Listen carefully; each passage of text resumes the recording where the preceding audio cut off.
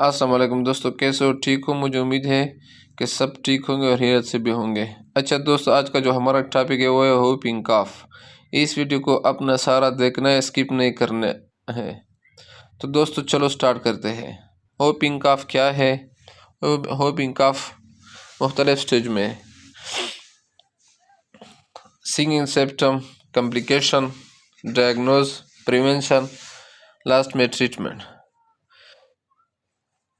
اس کا علامت ہے بچوں کو سردی لگنا، کھانسی ہوتی ہے، آنکھوں میں جلن، سرخ اور سوزش ہوتی ہے، چیخنے آتی ہے، ناک بہتی ہے، گلا اور ناک میوکس ممبرین سرخ ہوتی ہے، خشک کھانسی، چہرے کی نلاہٹ اور سانس میں تنگی اس درجے کا خاص علامت ہے۔ مریض کی نبض تیز رفتار ہوتی ہے اور مریض اس مرض سے پہلے زیادہ متاثر ہوتی ہے۔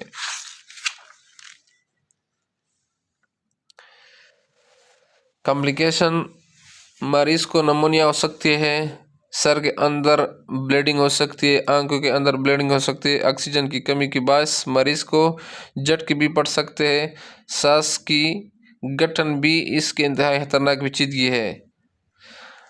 ڈائگنوز جو ہے وہ یہ ہے، عام طور پر کلینک کی بنیاد پر کی جاتی ہے۔ اگر تھوڑا معاملہ سیریس ہو، گلے کا بالا معائنہ کرے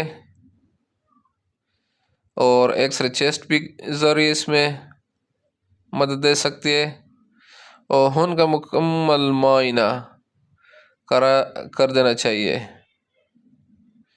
اور یورینری ٹیسٹ بھی لازمی ہے اس میں۔ پریونشن جو ہے، اس میں تمام بچوں کو DPT ویکسین ضرور لگوانی چاہیے، اور ان بچوں کو ایزیترومائسین استعمال کروانا چاہیے جو مریض کے ساتھ میل جول کر رہے تھے، مطلب اس کے ساتھ کھیل کود میں جو بچے ہوتے ہیں اس کو بھی یہ ویکسین لگوانا ضروری ہوتا ہے۔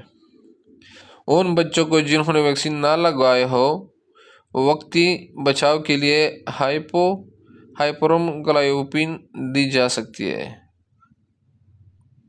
ٹریٹمنٹ جو ہے، مریض کے لیے اچھا خوراک کا مشورہ دی جاتا ہے۔ خشک کھانسی کے لیے سرپ سینکوس DM یا کوسوم پلین، اس میں اینٹی بائیوٹک بھی دی جاتی ہے۔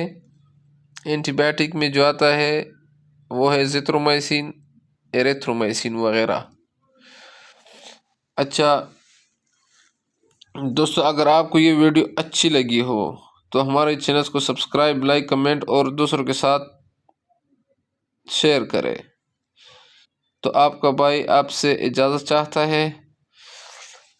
نیکسٹ جو ہمارا ٹاپک ہے وہ ہے ہائیڈروفوبیا۔ اس میں تفصیل کے ساتھ ہم بات کریں گے۔ نیکسٹ ویڈیو میں ملیں گے۔ اللہ حافظ۔